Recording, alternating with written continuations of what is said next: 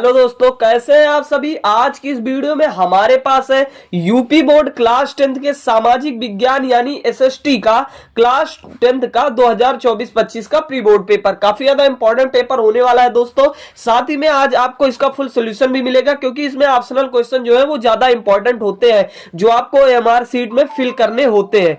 तो ये जो है ना, आप अच्छे से ये वाला पेपर देख लीजिए, आपके बोर्ड एग्जाम के लिए काफी ज्यादा इंपॉर्टेंट होने वाला है और आपके प्री बोर्ड एग्जाम के लिए भी। चलिए शुरू करते हैं आज का ये वीडियो और देखते हैं इसमें कैसे क्वेश्चन थे, जिनका हमें फुल सॉल्यूशन भी यहाँ पे मिलने वाला है। आपको फुल सॉल्यूशन भी मिलेगा। चलिए शुरू करते हैं। पहला है, जाल वेराइन नामक शुल्क संघ की स्थापना कब हुई थी? तो इसका राइट आंसर आपका 1834 यहाँ पे हो जाएगा। ठीक, इसका राइट आंसर होगा। नेक्स्ट है, महात्मा गांधी दक्षिण अफ्रीका से भारत वापस कब आए थे? तो 1915 ईस्वी में इसका राइट आंसर हो जाएगा। नेक्स्ट है, आर्थिक महामंदी की शुरुआत किस वर्ष हुई थी? तो यहाँ पे आपका 1929 यहाँ पे आपका राइट आंसर हो जाएगा। नेक्स्ट यहाँ पे दिया हुआ, कोलकाता में पहली जूट मिल की स्थापना किसने की? तो हुकुमचंद यहाँ पे इसका राइट आंसर होने वाला है। ठीक, नेक्स्ट जो दिया हुआ है, सस्ती और छोटी पुस्तकों को फ्रांस में किस नाम से जाना जाता है? तो यहाँ पे आपका जो राइट आंसर हो जाएगा वो बिब्ली थोथेक योथेक ब्लू हो जाएगा। ठीक, नेक्स्ट क्वेश्चन है, वो पदार्थ जो मनुष्य की आवश्यकताओं की पूर्ति कर सकते हैं लेकिन उपयुक्त प्रौद्योगिकी के अभाव में उनकी पहुंच से बाहर है, कहलाते हैं? तो इसका ऑप्शन जो है आगे देखते हैं। तो यहाँ पे इसका जो ऑप्शन होगा वो भंडार होगा। ठीक, क्योंकि ये एक सिंपल सा ये क्वेश्चन था जो समझने की बात थी बस। नेक्स्ट यहाँ पे है, कार्बेट राष्ट्रीय पार्क कहाँ स्थित है? तो इसका राइट आंसर आपका जो हो जाएगा वो उत्तराखंड राइट आंसर हो जाएगा। नेक्स्ट दिया हुआ, भांगड़ा नांगल बांध परियोजना किस नदी पर है? तो सतलज नदी आपका राइट आंसर यहाँ पे होने वाला है। ठीक, निम्न में से कौन मोटा अनाज नहीं है? तो अब देखिए, कौन मोटा अनाज नहीं है? ज्वार, रागी, बाजरा, जो ये सारे देखे होंगे वो बता सकते हैं कि गेहूं मोटा अनाज नहीं है। यही आपका राइट आंसर होगा। नेक्स्ट दिया हुआ है, निम्न में से कौन सबसे अच्छा लौह अयस्क है? मतलब किससे सबसे अच्छा लोहा प्राप्त किया जाता है? मैग्नेटाइट आपका राइट आंसर यहाँ पे हो जाएगा। ठीक, नेक्स्ट है, सीमा सड़क संगठन का गठन कब हुआ था? तो 1960 यहाँ पे आपका राइट आंसर हो जाएगा। नेक्स्ट है, श्रीलंका में बोली जाने वाली मुख्य भाषाएं कौन सी है? तो सिंहली तमिल यहाँ पे आपका राइट आंसर हो जाएगा। नेक्स्ट दिया हुआ है, संविधान की 8वीं अनुसूची में कितने भाषाओं को शामिल किया गया? तो 22 यहाँ पे आपका राइट आंसर हो जाएगा। ठीक, नेक्स्ट दिया हुआ है, मानव अधिकार दिवस कब मनाया जाता है? तो 10 दिसंबर यहाँ पे आपका राइट आंसर होने वाला है। नेक्स्ट यहाँ पे जो क्वेश्चन हमें दिया हुआ है वो कह रहा है, निम्नलिखित में से किस देश में एक दलीय व्यवस्था है? मतलब एक दल सिर्फ, तो वहां पे चीन है। ठीक, नेक्स्ट दिया हुआ, निम्न में से कौन सी शासन प्रणाली श्रेष्ठ मानी जाती है? तो लोकतांत्रिक आपका सबसे श्रेष्ठ शासन प्रणाली होती है। नेक्स्ट दिया हुआ, निम्नलिखित में से कौन सा क्षेत्र औद्योगिक क्षेत्र कहलाता है? द्वितीयक यहाँ पे आपका राइट आंसर हो जाएगा। औद्योगिक, बहुत सिंपल सा क्वेश्चन था ये वाला।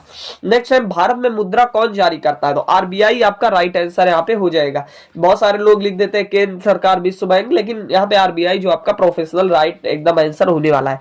नेक्स्ट दिया हुआ, विश्व व्यापार संगठन का मुख्यालय कहाँ पर स्थित है? तो यहाँ पे आपका राइट आंसर हो जाएगा जेनेवा। नेक्स्ट दिया हुआ, उपभोक्ता संरक्षण अधिनियम कब पारित किया गया था? तो 1986 यहाँ पे आपका राइट आंसर होने वाला है। ठीक, नेक्स्ट दिया हुआ है, एक प्रश्न नंबर 21 जो हमें वर्णात्मक प्रश्न लिखने हैं, जो हमें कॉपी में लिखने हैं, ओएमआर सीट आपको रख देनी है। ठीक, अब नेक्स्ट दिया हुआ, रेशम मार्ग यानी सिल्क रूट से पूरा विश्व आपस में कैसे जुड़ा? 3 उदाहरण देकर स्पष्ट करना है। ठीक, फिर उसका अथवा वाला, इसमें अथवा में भी आपको मिलेगा जो है, ब्रिटेन में महिला कामगारों ने स्पिनिंग जेनी का विरोध क्यों किया था? तो यहाँ पे इसका राइट आंसर लिखना है। अगला क्वेश्चन दिया हुआ है, ऊर्जा संसाधनों के संरक्षण के कोई 3 उपाय लिखने हैं। लिख देंगे, 4 नंबर का है। फिर उद्योगों की अवस्थिति को प्रभावित करने वाले 3 मानवीय तथा 3 भौतिक कारक लिखने हैं। फिर जीवन के उन विभिन्न पहलुओं का जिक्र करना है जहां भारत के स्त्रियों के साथ भेदभाव होता है। तो यहाँ पे जीवन के उन पहलुओं को हमें यहाँ पे जिक्र करना है। सिंपल सा आप अपने मन से भी लिख सकते हैं। नेक्स्ट दिया हुआ है, अथवा में ये वाला कर सकते हैं, राजनीतिक दलों को किन किन चुनौतियों का सामना करना पड़ता है। फिर उपभोक्ताओं का बाजार किस प्रकार शोषण होता है? किन्हीं 4 को हमें तथ्यों को समझाना है। फिर मुद्रा के प्रयोग की वस्तुओं का विनिमय कैसे सरल हो जाता है, ये आपको लिखना है। फिर है, असहयोग आंदोलन क्यों प्रारंभ हुआ? आंदोलनकारियों के 4 कार्य लिखना है। ठीक है, अथवा में ये वाला आप कर सकते हैं, 6 नंबर इस पे आपको मिलेगा। फ्रांसीसी लोगों की सामूहिक पहचान वाला क्वेश्चन कर सकते हैं। फिर अथवा में देखो, भूक्षरण से आप क्या समझते हैं? भूक्षरण के लिए मृदा अपरदन भी इसे कहते हैं। कौन कौन से कारक उत्तरदायी भूक्षरण में? यहाँ पे इसकी कुछ विधियां लिखनी है। भूक्षरण को नियंत्रित करने की, भारत के सड़कों एवं उनकी क्षमता को आधार को वर्गीकृत करना, प्रत्येक के बारे में लिखना है। फिर संज्ञानात्मक प्रश्न है, किन्हीं 5 विशेषताओं को लिखना है जो भारत के लिए एक संघीय देश बनाते हैं। ठीक, अथवा राजनीतिक दल से आप क्या समझते हैं? राजनीतिक दलों की क्या विशेषता है? फिर अगला है वैश्वीकरण, यानी 6 नंबर के लिए वैश्वीकरण से क्या समझते? सकारात्मक और नकारात्मक प्रभाव लिखने हैं। अथवा उपभोक्ता के अधिकारों को लिखना है, प्रत्येक अधिकार का कुछ वाक्य हमें लिखना है।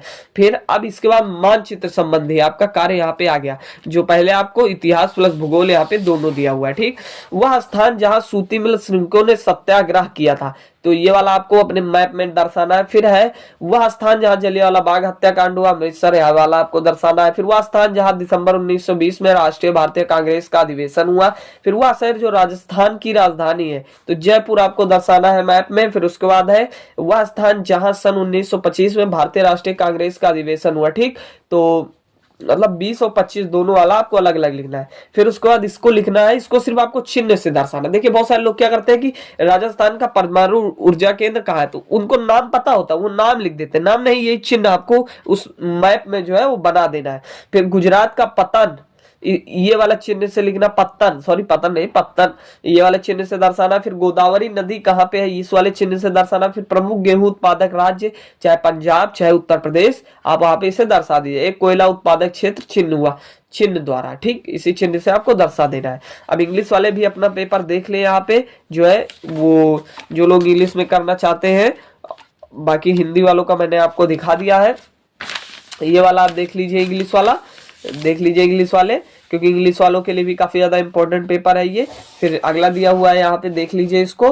फिर उसके बाद यहाँ पे ये सारे क्वेश्चन, अब क्योंकि मैंने हिंदी का बता दिया, सेम सॉल्यूशन इसका भी वहीं पे होने वाला है। ठीक, तो यहाँ पे देख लीजिए इसका भी। तो ये सब आप स्क्रीनशॉट लेके रख लीजिए। अगर पीडीएफ चाहिए तो टेलीग्राम चैनल ज्वाइन हो जाइए, और वहीं पे आपको इसका पूरा पीडीएफ आपको मिल जाएगा। तो बस दोस्तों, आज के इस वीडियो में इतना ही था। वीडियो कैसा लगा आपको कमेंट बॉक्स से जरूर बताना, और ऐसे ही इंपॉर्टेंट वीडियो के लिए हमारे चैनल को सब्सक्राइब जरूर कर लेना। चलिए मिलते हैं इसकी नेक्स्ट वीडियो में, तब तक के लिए बाय बाय।